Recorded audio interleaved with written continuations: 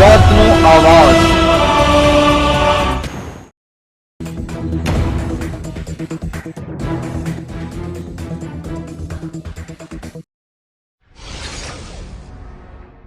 વડોદરાના દિવેર અને નર્મદા મળીને જોડતું નાળું બેસી જતા વાહન વ્યવહાર ખોરવાયો હતો। વાહન ચાલકો મુશ્કેલીમાં મુકાયા હતા।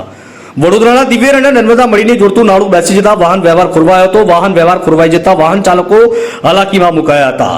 દિવેરથી નર્મદા મળી ખાતે જવાના રોડ પર ગાયકવાડી સમયનું નાળું આવેલું છે। ઉલ્લેખનીય છે કે દિવેર નર્મદા મળી ખાતે રોજે રોજ મોટી સંખ્યામાં સહેલાણીઓ સ્નાનની મજા માણવા માટે આવે છે।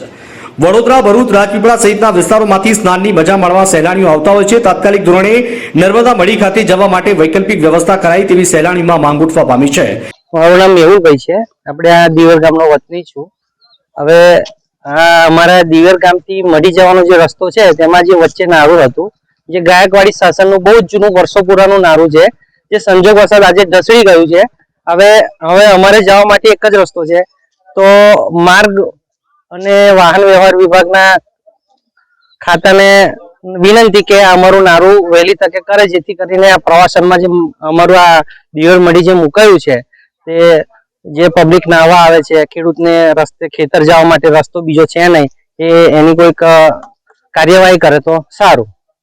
નાના ભૂલકાઓ સાથે સ્નાન માટેની સૌથી સલામત જગ્યા દિવેર નર્મદા મળીએ હોય ત્યારે મોટી સંખ્યામાં સહેલાણીઓ ઉમટી પડતા હોય છે, તો તંત્ર દ્વારા નાળાનું સમારકામ હાથ ધરવામાં આવી સહેલાણીઓ દ્વારા માંગ ઉઠવા પામી છે।